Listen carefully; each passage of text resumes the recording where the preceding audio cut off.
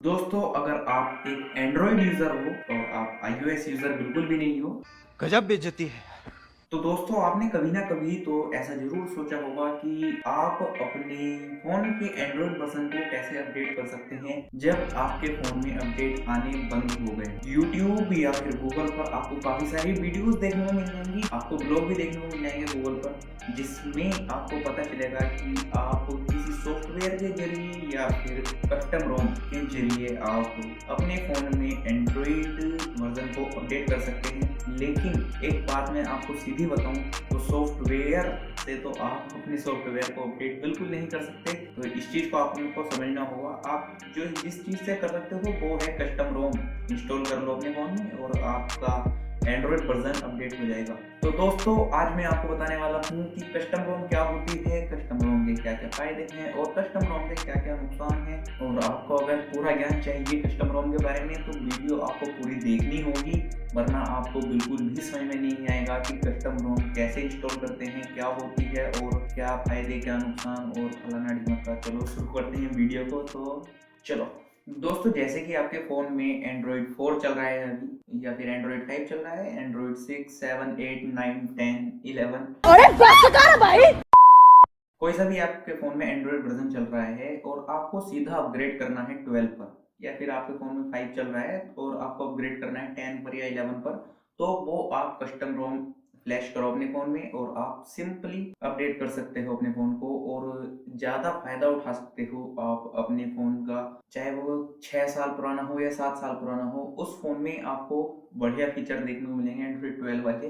अगर आप एंड्रॉयड 12 को इंस्टॉल करते हो अपने फ़ोन के अंदर, तो वो सब पॉसिबल है कस्टम रोम के जरिए। तो बेसिकली दोस्तों, कस्टम रोम को बनाता कौन है, ये सवाल आपके दिमाग में आएगा जरूर, क्योंकि कस्टम रोम जो बनती हैं ये वे कंपनी नहीं बनाती जो आपके लिए फोन्स तैयार कर रही हैं। तो इनको बनाता कौन है? इनको बनाते हैं दोस्तों थर्ड पार्टी डेवलपर्स।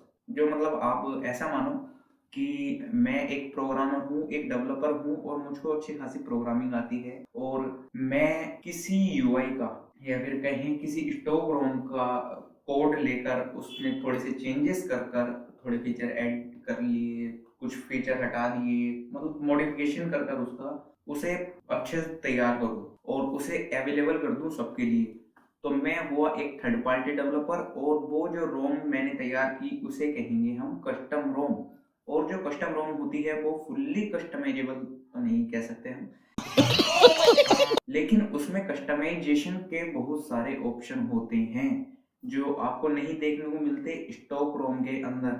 और कस्टम रोम इंस्टॉल करके आप अपने फ़ोन को ज़्यादा बेहतर ऑप्टिमाइज कर सकते हो अगर वो कस्टम रोम आपके फ़ोन के लिए बेहतर बनी हो। तो ऐसा नहीं है कि आपने कस्टम रोम इंस्टॉल कर ली और वो मतलब पूरा स्टॉक रोम से भी भारी है या फिर उससे भी हैवी है, तो लंका लग जाएगी आपके फ़ोन की। तो अब मुझे उम्मीद है कि आपको कहीं न कहीं कस्टम रोम के बारे में पता चला हो कि कस्टम रोम क्या होती है और किस तरह से काम होता है कस्टम रोम का, और वो किस तरह से अलग होती है, पहले उसकी बात करते हैं और फिर मैं कस्टम रोम के फ़ायदे और नुकसान की बात करूँगा।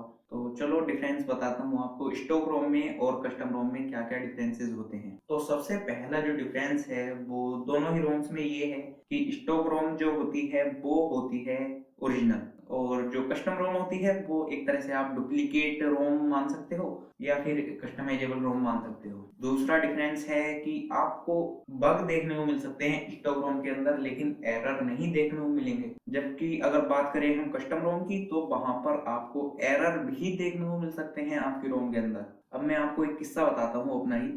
मैंने 2-3 दिन पहले Redmi Note 7 के अंदर कस्टम रोम इंस्टॉल की, पिक्सल एक्सपीरियंस एंड्रॉइड 12 वाली।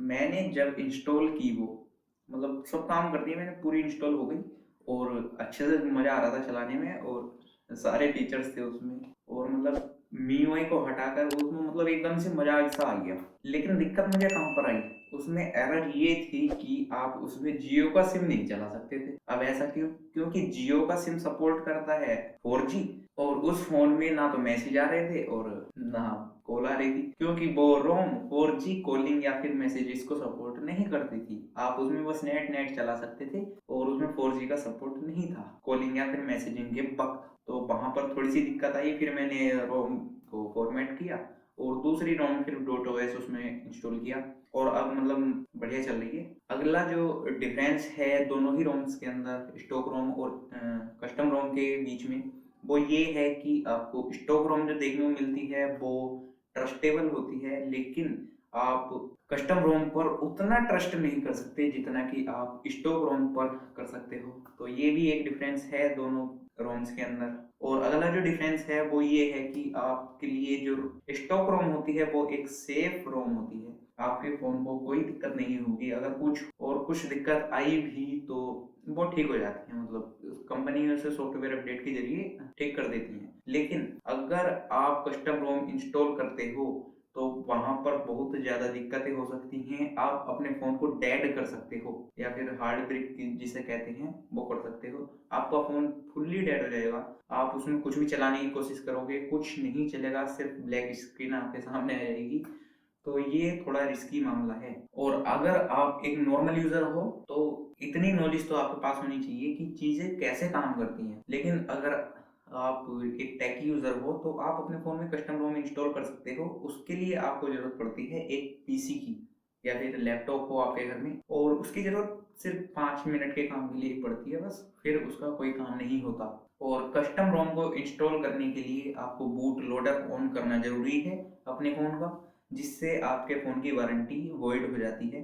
तो इस चीज का भी आपको ध्यान रखना है। कस्टम रोम अगर आप इंस्टॉल करना चाहते हो तो आपके फोन की वारंटी डेड तो नहीं होगी, मतलब बाद में अगर आप थोड़े और टेकी यूजर हो तो आप अपनी वारंटी वापस ला सकते हो, तो उसके हिसाब किताब होते हैं तो आप कर सकते हो। और एक चीज और आपको बताना चाहता हूँ मैं, अगर आप अपने फोन में कस्टम रोम को इंस्टॉल करना चाहते हो तो अपने फोन को रूट बिल्कुल मत करना, क्योंकि बूट लोडर ओपन करना अलग बात है और रूट करना एक अलग बात है। तो दोनों में आपको डिफरेंस समझना पड़ेगा, तो दोनों अलग अलग चीजें होती हैं ये। तो अब मैं आपको कुछ फायदे बताता हूँ कस्टम रोम के, क्या फायदे होते हैं। तो सबसे पहले फायदा तो यही हो गया कि आप अपने फोन के एंड्रॉइड वर्जन जो है आपके फोन में उसे आप अपडेट कर सकते हो और एकदम अप टू डेट रह सकते हो। और दूसरे फायदे की अगर मैं बात करूं तो आपको बहुत ही ज्यादा कस्टमाइजेशन के ऑप्शन आपको देखने को मिल जाएंगे उस रोम के अंदर, जिससे आप अपने फोन को काफी ज्यादा कस्टमाइज कर सकते हो और एकदम फुल मौज में आप रह सकते हो। कस्टम रोम इंस्टॉल करो अपने फोन के अंदर और फिर मौज लो, रोज लो, और ना मिले तो दूसरी रोम खोज लो। अगला जो फायदा आपको देखने को मिलेगा कस्टम रोम के अंदर वो ये है कि अगर आपके पास एक ऐसा फोन है जिसकी स्पेक्स काफी लो हैं, तो वहां पर आप एक ऐसी कस्टम रोम इंस्टॉल कर सकते हो अपने फोन के अंदर जो बहुत ही ज्यादा लाइट वेट हो, बिल्कुल भी हैवी ना हो, और उसमें आपके जो एप्स हैं, जो गेम्स हैं, वो ज्यादा अच्छे तरह से चल पाएं और मतलब वो ज्यादा ऑप्टिमाइज हो आपके फोन के साथ। तो ये भी एक फायदा है कस्टम रोम का। और जो नुकसान है वो यही है कि आप अपने फोन को हार्ड ब्रेक कर सकते हो या फिर उसमें कोई एरर आ सकता है तो आपको दूसरी रोम इंस्टॉल करनी पड़ेगी। और तीसरी क्या बताऊं, बस यही है 2-3। ये भी ठीक है।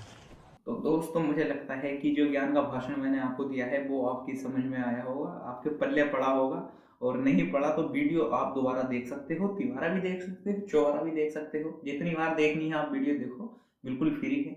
और आप अगर नए हो हमारे चैनल पर या फिर आपने अभी तक चैनल को सब्सक्राइब नहीं किया है तो सब्सक्राइब करो यार चैनल को, इतना अच्छा कंटेंट में है। और लाइक कर देना वीडियो को और शेयर कर दो जितनी ज़्यादा हो सके। तो चलो शेयर कर दियो है। मैं मिलता हूँ आपसे अगली वीडियो में, तब तक के लिए goodbye. Get this beat untagged for free at freebeats.io.